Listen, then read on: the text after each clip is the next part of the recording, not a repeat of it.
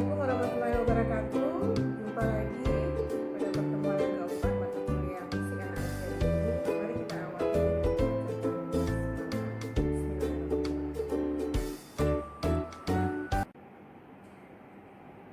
Silahkan disimak lanjutan materi pada pertemuan 4 ini, yaitu tanda ulang. Apa sih yang maksud dengan tanda ulang? Tanda ulang itu artinya kita mengulangi kembali, mengulangi kembali sesuai dengan tanda-tanda yang ada. Contoh, simbol dari tanda ulang itu adalah seperti ini, ada dua buah garis kemudian menggunakan tanda titik. Bisa di bagian awal, di tengah, ataupun di bagian akhir. Ya. Nah, contoh yang pertama ini kita anggap ini sebuah part lagu yang terdiri dari dua birama, ya. Nah, ini birama satu, ini birama berikutnya. Nah, saya simbolkan dengan A dan B. Nah, tanda ulangnya itu berada pada bagian akhir, sehingga ini memberikan aba-aba bahwa lagu ini kita nyanyikan dari awal, lanjut ke bait berikutnya, ada aba-aba tanda ulang katanya, maka diulang lagi. Ya, kalau kita baca A, B, dan diulang lagi A, B. Gitu. Yang kedua, ada kita anggap 3 bait. 1, 2, 3. Saya simbolkan di sini A, B, C. Kemudian ada di sini angka 1 dan di sini angka 2. Tanda ulangnya berada pada bait kedua. Bagaimana cara membaca lagu ini? Ya, maka lagu ini akan dibaca A, B, ulang katanya. Kita ulang. A, karena 1 udah dibaca, atau disebut dengan prima volta, maka A, C untuk pengulangannya, dan B tidak dibaca lagi. Saya ulang, A, B, A, C. Contoh berikut, ada 3 bait juga, ya. Tanda ulangnya berada pada bait kedua dan yang ketiga. A, B, C. Mana ulangnya? Ulang katanya. Di sini dibatasi juga. A, B, C, B, C. Itu dia. Ya. Jadi ini A, B, C, B, C.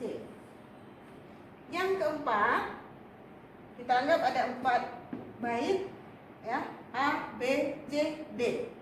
Kemudian ada simbol sekno, fine, D sekno, al fine. Fine itu artinya finish.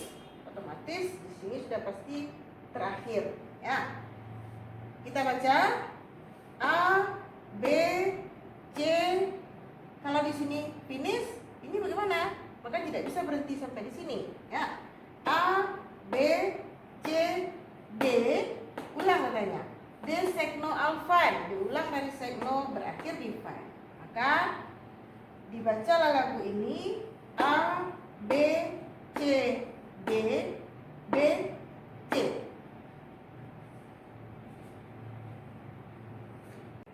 Baik, saya lanjutkan mengenalkan kepada Anda tadi tanda ulang, sekarang tanda kromatis.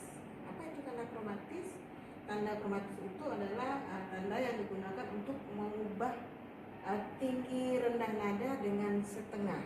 Ya, simbolnya itu ada seperti yang Anda lihat ini, ya, dikenal dengan istilah crash untuk menaikkan nada setengah laras, kemudian tanda mol untuk menurunkan nada setengah laras.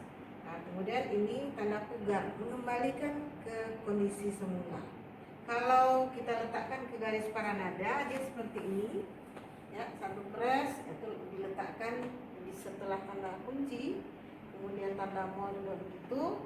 Nah, ini nanti bisa kita dalami pada saat pembahasan tangga nada diatonis. Kalau saya beri contoh, misalnya tanda press ini, misalnya menaikkan nada setengah, do, re, mi, fa, sol, la, si, do. misalnya do dinaikkan setengah, atau fa dinaikkan setengah, atau untuk tanda mo juga bisa sekalian mau diturunkan dengan do re mi fa fi. Ya, ada angka 1 dicoret atau angka 4, ya. Oke. Atau angka 6 dicoret. Nah, ini dia. Kalau akan mengembalikan kepada posisi semula, maka diberi dia dengan tanda pugar. Maka kembali dia kepada nada yang awal. Oke? Baik, sekarang kita lanjutkan mentransposisi, ya. Nah, kita pindahkan sekarang notasi angka atau boleh notasi balok, ya. Kalau notasi angka mau kita pindahkan ke notasi balok. Kalau notasi balok kita pindahkan ke notasi angka. Jadi kita sekarang memindahkan, ya. Nah, contoh saya beri dengan tanda birama 4/4, nada dasar C sama dengan do. Kalau saya baca ini mi re do sol fa mi. Pindahkan penggalan nada ini, not ini pada notasi balok. Langkah yang akan Anda lakukan itu adalah yang pertama, membuat garis para nada.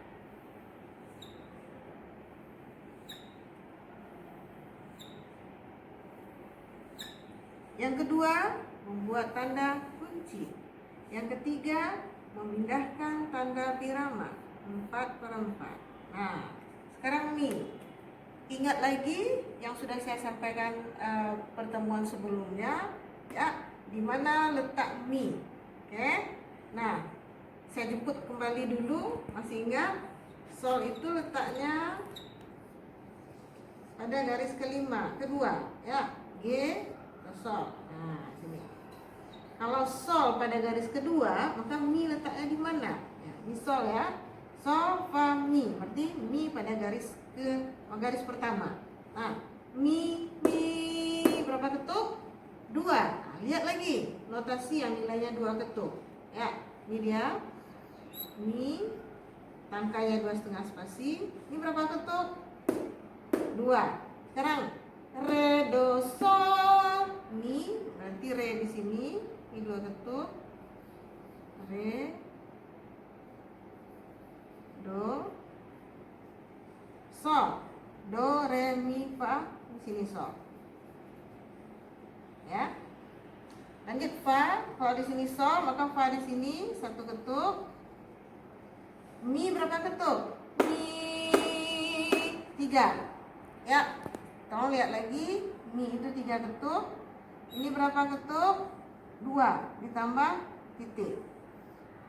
Nah, kalau saya baca ini mi re do sol fa mi.